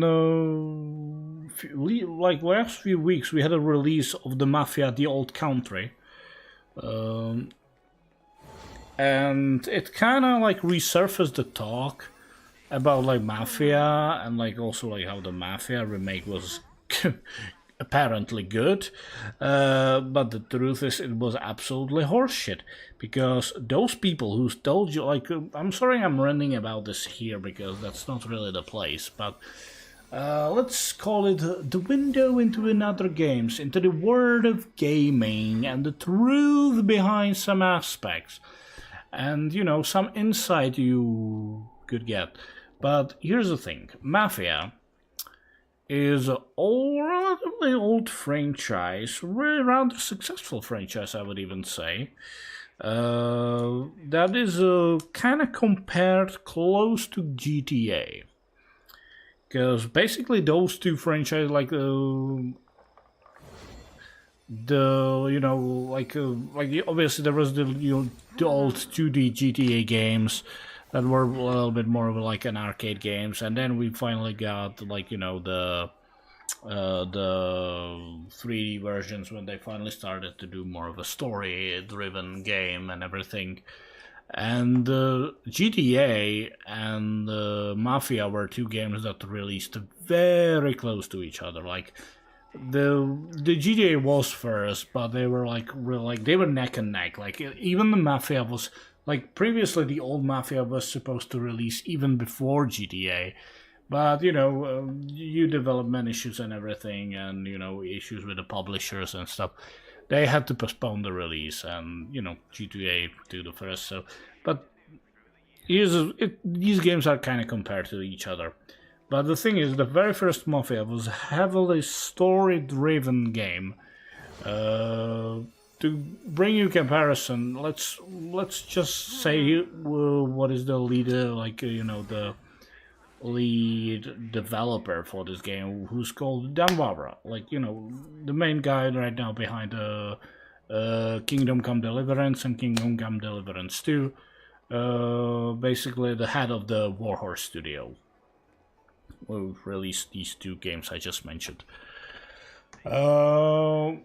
So those stories are heavily story driven and are very like, they also like give you the story in a way where you can it has like the main point, but you also have a freedom to interpret the things your way and how you understand them. And right now, I right now see, but what happened is like they did the first game and then the second game, but that already happened under a different publisher because they had to, you know, they basically, as what a lot of developers, the studio happen, like they are bought off by other studios. And so when there was the start of the development of the third game, they got denied their idea, and Dan Wawra said screw it and left. And with him, basically, the entire 2K check like fell apart, and the franchise was given to Honkai 13, where they made the third game. And after that, they decided to do the remake of the first game, and now they made the old country. Now, a lot of people are saying how the remake of like the third game was like the Mafia 3 was kind of man, whatever. And they talked how the remake of the first Mafia was absolutely amazing. And I started fuming, because how the fuck they could say that? The remake totally missed the entire point of the original game, where they even removed one of the key lines, where I don't know how to properly translate it into English, but basically the main line of the original game, on which the game basically ended, was friendship is horseshit. Yeah, like, or like, I'm not sure if that's exactly how it's in the English, but like, that's like a similar translation of this from the Czech language. Like, that was like the key line of the entire story, like at the end of the story. And they removed it and changed it, and they decided, and like, and they ended up on the note, on a very cliche and boring note of like, you know, you do everything for your family. Like, family is everything. Your friendship falls apart, everything, but the family remains and it's eternal and blah blah blah. And totally, like, they absolutely ruined absolutely perfect story. And it's not just the finish, like throughout the entire, like every, like in almost every mission, they totally miss like how the story goes, totally miss the points, switch stuff around and made absolutely mess of it. And right now I'm basically playing through both of these games side by side, basically one chapter after another. Like I play with chapter 1 in the original game and then I play chapter 1 in the remake. And I do so like for every chapter I create each own stream. And I'm just in chapter, like the game has 20 chapters. And I'm at chapter 4.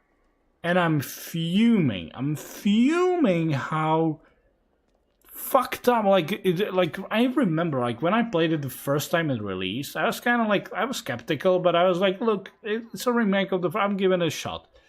And I finished it in 10 hours, by the way, 10 hours. Like $60 game, €60 game, I finished in 10 hours. Wow. And I was like baffled how they could have fucked up. I was like, okay, this is gonna change the looks and everything. Like obviously it's gonna look graphically amazing. I'm not denying that. Graphically it's nice and beautiful.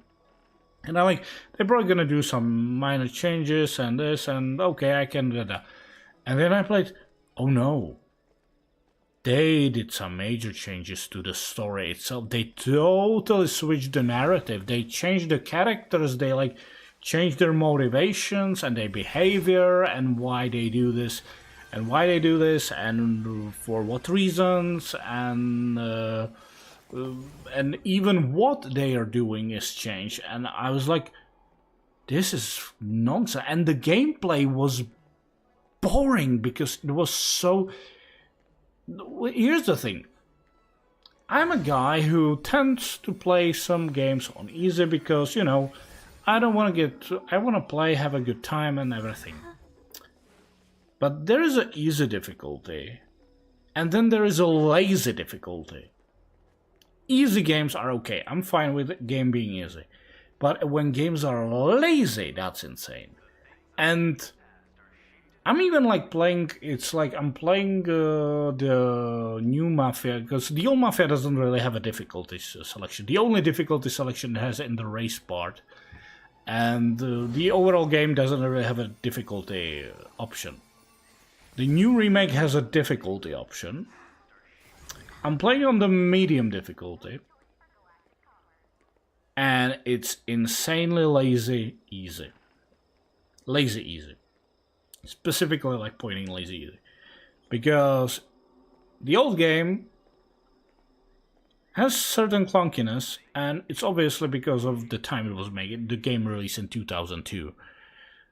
And like it's known, but even at this time I'm like, sure there is a clunkiness, but kinda understand the mechanics and it actually makes it much more interesting. It's funny how like the lack of being able to do certain stuff certain way made the game more interesting, but also there was much more of a freedom to the game. One example is like in this one mission you are supposed to like, you get to this motel in the middle of a like country, and then like your friends are just go there to collect some money, but then some shootouts start out and you are supposed to deal with the situation. There is a moment where one of the guys escapes with the money and you're supposed to chase him down in your car. But what you could do also is, obviously if you already played this mission and you know that, what you could do, because the car is parked outside, you could get to that car and unfortunately only by shooting, because there is no other main option, because, you know, by the time the game was kind of limited with what it has. But you could destroy the wheel out of that car by shooting, like basically like removing wheel from the car. So then what would happen is that guy would like enter the car, start it up, but wasn't able to get anywhere because he was losing a wheel. So what you could do is run up to him and shoot him with your Tommy gun. Obviously the normal way is like he's gonna get in the car, you get in your cars, then you chase him down. And by your own creativity, you by your own way, you can like try to like swivel him, like try to ram him into like, you know, like you get him to crash into some sort of a pole or anything, or just like try to swivel him and like make him like slide sideways and you know, get him stuck and then pull him out of the car, shoot him, or just maybe just by driving, luckily being able to shoot him out of your car, because you can shoot with your sidearm of your car. The aiming is definitely wonky and not optimal. Like if you're shooting out of your car, you usually don't shoot where you want. But I like, obviously it was limitation by the design, but I kind of like try to excuse it by thinking like, look, shooting, like you're shooting out of like randomly out of your car. It's like you're not even truly aiming, so it's okay. So yeah, there were a lot of options. The game gave you freedom to do stuff so many other ways. What the remake did, made a scripted chase scene. And not only that, you basically drive, and also what the game does, it like automatically aims. Like you don't even need to aim with in the car. And he's not even like stuck his hand out of the window and try to shoot him. No, he's shooting out of his front window, by the way, yeah, so... And I don't even think, like, it even breaks the glass of the car. So, yeah, whatever. But it, like, auto-aims on the target, and you just shoot, and you can shoot as much as you want, because while you're in the car, you have unlimited ammo. I guess you are just, you know, driving around in your car with, like, full implement of ammunition. Whatever. But there's also one other thing. Sure, okay, I can shoot him as much as I want. Okay, or kinda easy. So let's make it a little bit difficult. Let's summon few more gangsters in new cars who's trying to stop you from chasing this guy who just escaped from the motel. These guys who would drive there, like, remember, it's like set in 1930s. It's not like he has a cell phone and call these guys, look, I have some fucking asshole behind me, get here and, like, kill him. No, that's nonsense. Yeah, it's just like, all of a sudden, these guys out of nowhere happen, defending this, like, driver in front of him, start shooting at you. Like, I don't know, they probably in the car have some sort of a hotline to, you know, some gangster dispatch to like, oh, I have some guy behind me, guys, you need to help me. Oh, like, it made no sense. So, and it was scripted. It was okay, maybe it was not necessarily scripted how long it took you to this, like, you know, at some point you would be driving and at a certain point you would just destroy the car. But the overall, like, chase scene was so fucking scripted. Yeah, I know I'm no longer talking about Honkai, but I just wanted to kind of, like, you know, to let you know what I'm streaming in my native language, like, what I'm dealing with. What was the thought process? Because, again, that's the point I keep mentioning and then not explaining. A lot of people are saying like how the remake was amazing, like the first Mafia game, the Hunger, like, and then there I'm specifically talking about the remake, like how it was amazing, and now they're looking forward to the old country and everything. And I'm like, you guys have never played the original, because if you did, and if you truly paid attention to the original, you would never say such a thing about the remake. Because the remake totally missed the entire point of the original game. And that's absolutely infuriating. And it's a big disservice to Don Vavra and his team for what they did and what kind of masterpiece they created. And they just did a very shoddy remake. Decided to switch everything around to create their own narrative, which is weaker, boring, and makes less sense. It's baffling.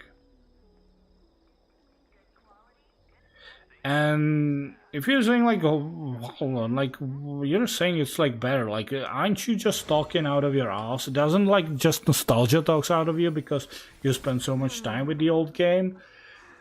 Maybe, but look at this.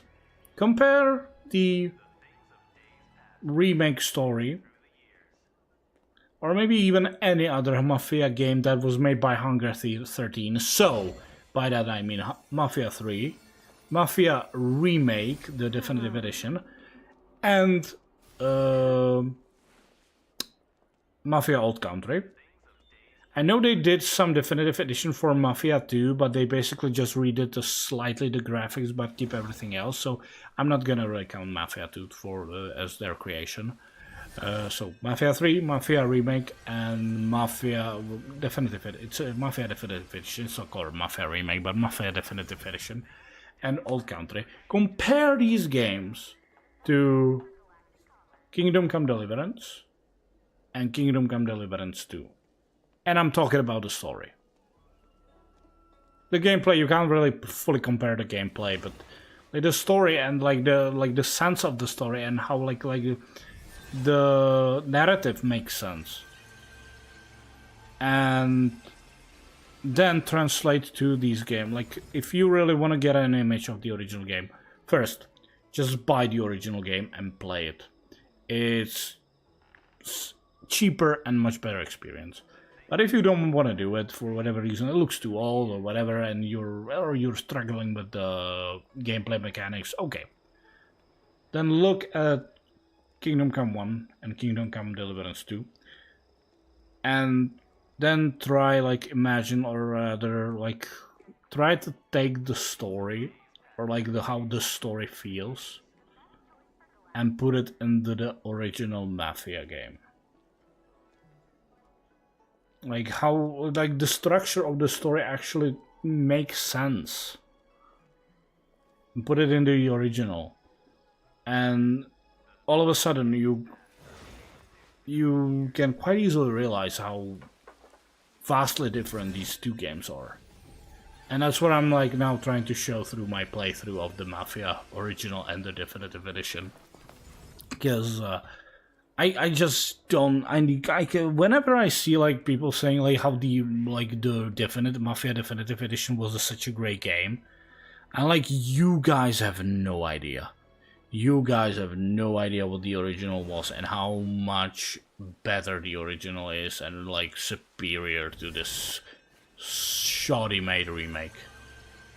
Sure. No one denies the Definitive Edition is beautiful. It's nice looking because it was made in 18 years later with the new like assets and everything. Like, you know, the graphic moves much forward, so obviously it's gonna look prettier. But graphics is not everything. It was proven so many times already that graphics is just not everything. You can make a pretty game, but when like the insides of the games are shit, it's still gonna be a shit game. You can make a game that looks like shit, but if it has an interesting mechanics, interesting gameplay, you have a just good game that just looks like shit. And it's a difference. It's a massive difference. Look, I talk too much about this. Like, I have a Honkai stream and I'm talking about Mafia again. So, yeah. That's that. And I'm gonna call it a day. I thank you for watching, even through my ramble about Mafia here. And we will probably get back to the Mafia. So I'm gonna switch back to my native language and play a little bit of Mafia. But hopefully maybe also some Honkai Star Rail soon as well. I thank you for watching, and I'll see you next time. Bye bye.